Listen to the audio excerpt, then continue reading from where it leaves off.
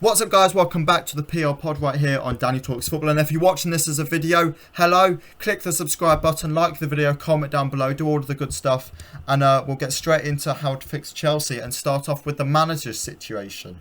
Now, there's been a lot to talk about Graham Potter because since spending all the money in January, he hasn't been particularly excellent, as Chelsea haven't been as a whole, really. Are you Potter in, are you Potter out, and why? Yeah, this is a question that's even more divisive than the Mason Mount situation at Chelsea right now, Mm-hmm. which really says a lot. But I did begin with I am Potter in, um, but I'm also very aware that his time at Chelsea has not been great Mm-hmm. in any sense, and he himself has not.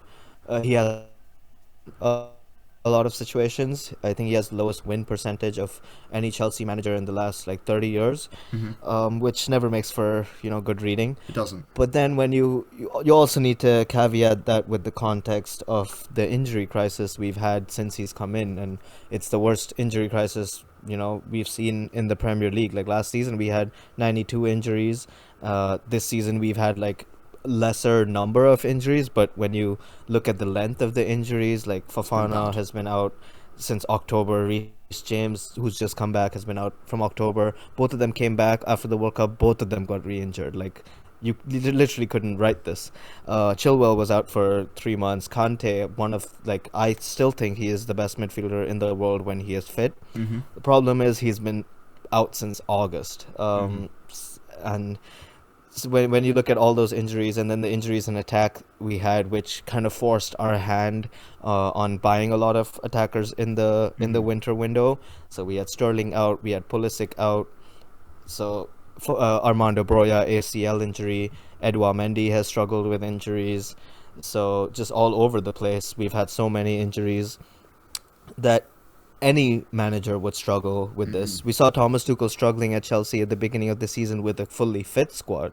So of course you have to cut some slack for Graham Potter, who has had to go through one of the worst injury crises in our club's history. Mm-hmm. Um, and so when you caveat it with that and look at the performances pre-injury, where we beat AC Milan 7-0 on aggregate, where were when Potter came in, we were third in our Champions League group. Sorry, we were fourth in our Champions League group on goal difference, having drawn the first game, and now then we entered the group first after beating AC Milan twice. So when you look at all of those things that were going on pre-injury and how we were playing so well, um, there were signs of promise, and then all of that, you know, I remember there was a span of Mm-hmm. 3 games where we lost Wesley Fofana in one, Ben Chilwell in the other, and then Reece James in the other, in a Mm-hmm. span of like 1.5 weeks. Mad. And you could just see all the kind of building blocks that Potter had spent, building, all just crumbling down. And then we had like some really really bad form again in November, which we saw last season as well when Chilwell and Reece James went out under Thomas Tuchel, where Mm-hmm. we were first in the league, and then by the time they came back, we were like fighting for the top four. Yeah. So it's a problem that we've seen last season as well.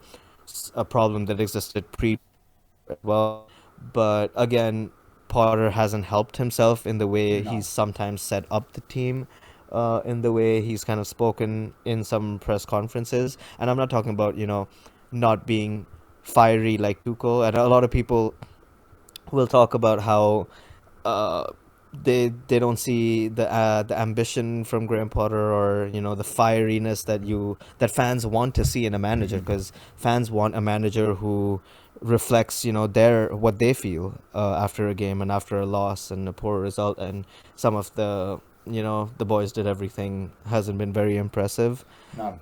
So that's some spots where he hasn't helped himself.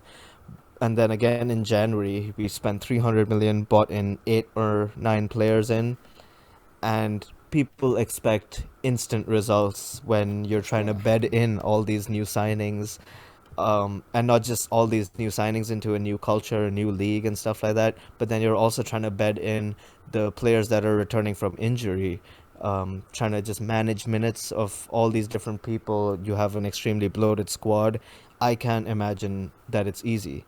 But why I am Potter in is because in previous situations at Chelsea, when the results have been just as bad as right now, under great managers like Mourinho, Tuchel, etc., etc., you've seen in player interviews the body language that they are showing is completely off, where you get the feeling that they themselves don't believe that they can turn this around. Mhm. But when you look at the player interviews right now, even after, especially after the West Ham game, Ruben Loftus-Cheek, Joao Felix, all of them have come out to say that there is something like we're only just like gelling together as a team. Mhm. And you saw that in moments in the West Ham game where we were playing them off the park for a good like 20-30 minutes in short spells, where you saw the attack clicking, all these new players who are still adapting to the system and adapting to themselves are finding themselves on the pitch, like the pass that Mudryk played to Havertz, like that kind of connection is just forming. And Mhm. so we saw that in spells against West Ham where we saw how good we can be. It's just about like now, but we also like this is what Potter said as well. We saw how good we can be, but we also saw the areas that we still need to improve on, which is the consistency of doing that rather in 20 to 30 minute spells over the course of 90 minutes.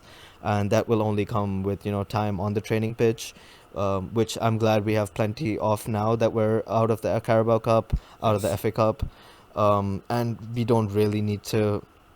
We're not under pressure of winning in the league, because top four is pretty much out of reach. And if we don't get top four, I really don't care about whether we get the Europa League or the Conference League or no European football. It doesn't Mhm. really matter to me. So like yeah, with more time to bet in the new signings, to bet in the re-injured players, Mhm. I think we will go back to seeing performances of the caliber that we saw against AC Milan, Mhm. which will then excite the fans again. Because if you would have asked fans at that point of the season, are you Potter in, Potter out? All of them would have been Potter in at that point. Mhm. Fair enough. And then we'll move to transfers because this is probably a big part of how to fix Chelsea. We've seen you're making a lot of transfers. We've seen you're happy to be brave in the transfer window. So, what positions do you further need to strengthen? Do you have any names for me? What do you need to do in the summer? Just before going to names, what I would really, really love to do is give flowers to Todd Bowley and the ownership for two things. One, for getting the recruitment team in, Mm-hmm. and which is why you see the contrast in the signings we made Mm-hmm. in the summer to the signings we made in January in terms of the player profiles, the age profiles, Mm-hmm. especially. Like, these guys really know what they're doing. To get someone like Andre Santos, to get someone like Benoit Sure. Badiashile, um, like they've made some really shrewd signings. Yes, we've overpaid in some, but then again, the loophole of the contracts, it's coming to an end in the summer. So if Mm-hmm. there was ever a time to do it, is right now. So that is one thing I want to give them flowers for, is getting us a recruitment team, which we've really, really lacked Mm-hmm. since about 2017 when Michael Emenalo left, which is incidentally the last time we won the league. Coincidence? I might not be Okay. sure. All right. Um, but yeah, so the recruitment team, of course, and then the kind of signings they've made, in terms of addressing current issues in the squad with Mm-hmm. players like Enzo Fernandez, Mikhailo Mudryk, Malo Gusto. So we knew that Chelsea's attack was weak, Chelsea's Mm-hmm. midfield was non-existent, and we desperately need backup for Reece James. But then also caveating that with signings for the future like Andre Santos, Madueke, Datro Fofana, Mm-hmm. players who will, like, so we usually, and I told you this before the episode as well, like January transfer window is only for short-term fixes. People Yeah. do the business in the summer, and then some things go wrong, and they're like, okay, what do we need to do to get to the end of the season? Mm-hmm. But this is the first time I've ever seen a club use the January window to not only address the current issues but plan for the future. Like, I've never seen squad planning done in a January transfer window, Mm-hmm. which is extremely unique and takes a lot of confidence to do that. and a lot of balls, and they've shown that they've got not just the big checks, but the big balls as well to cash those checks. Hmm. So that's something I really want to give them praise for, because we've seen a lot of, Todd Bowley's clueless. He doesn't know what he's doing, but man, he's really building something special at Chelsea. And Uh-huh. if if this works out, of course, otherwise he's going to look like an idiot, Hmm. giving people life sentences for contracts and stuff like that. But that's something for a future episode. In terms of signings that I think Chelsea should make for the summer, I think midfield is still going to be an issue, given that we neglected signing a midfielder since 2018, Hmm. which is Kovacic's last midfielder we signed on a permanent deal. So I think we still need more midfielders, especially if, Kovacic leaves in the summer, we sell Loftus-Cheek or Gallagher or whoever else. I think we need, like, we already have the squad players, so we do need to go big on a midfielder. Declan Rice would be the dream. I've wanted him at Chelsea for a while. Hmm. I also think he would complement Enzo Fernandez really, really well. In terms of their characteristics, and Premier League proven, extremely consistent, doesn't get injured. Although if he joins Chelsea, I would not be surprised if he breaks a leg or two, Hmm. because that's just how our luck goes. But Yes. he would be the dream for me. But even if it's not Declan Rice, just someone in the midfield who can come in right now and just slot into the position beside Enzo Fernandez. And then in attack, we already have Nkunku coming in. So I don't think we need any other signings unless we sell Kai Havertz, and then we need another really good center forward. Hmm. Um, we spoke about Victor Osimhen. I would love him. Ivan Toney. I would love him. But there aren't too many world class strikers on the market right now. Who who are unhappy at their clubs. There's obviously Erling Haaland and all those world class strikers, but they're not going to come to Chelsea. Well. So that's a little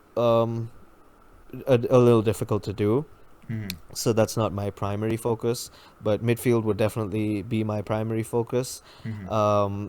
And we already have Nkunku, and so what I would also like to see is, instead of spending 120 million on players every single time and spreading it out over however many years, Hmm. now that we have this recruitment team in place, and I think we're going to see this as well, we're going to see a lot more of the signings before the signing. So like Enzo Fernandez type people who we buy from, like, before they move to Andre Benfica. Santos So kind of yeah, stuff. the Andre Santos, where we pick them up for cheap at young ages. Hmm. And again, if we pick up 5 Andre Santoses, one Andre Santos costs 11 million. If we pick up 5 of them, that'll be like what, 60 million for 5 Hmm. young promising players.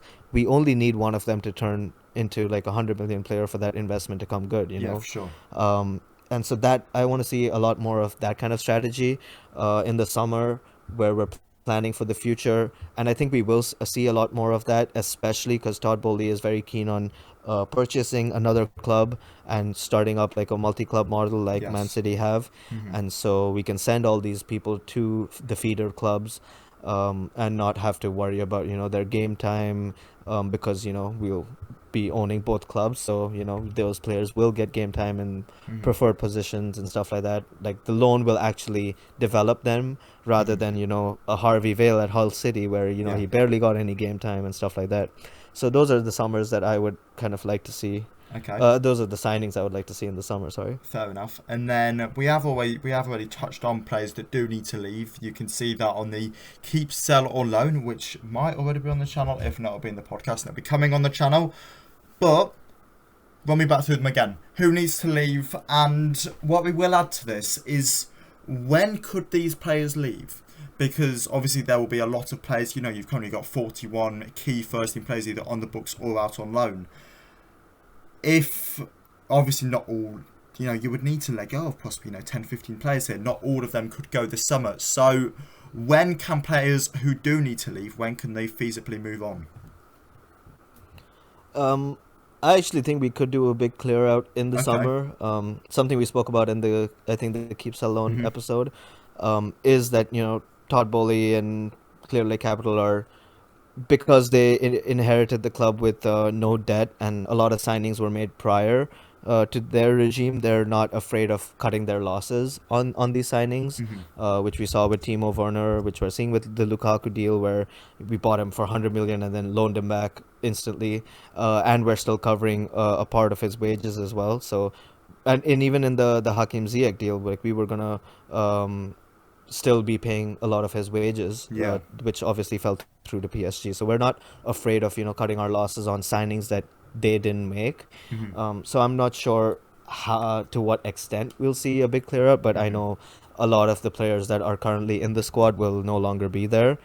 Um, and yeah, no, I'm looking forward to a lot of them no longer being there, and especially the older ones, just so the age profile is much lower of the squad, and the intensity and distance covered, kind of those kind of stats are much higher than they currently are. Because currently, a lot of times this season, I've seen a Chelsea team with no desire Hmm. to even do the small things of like closing people down and stuff like that.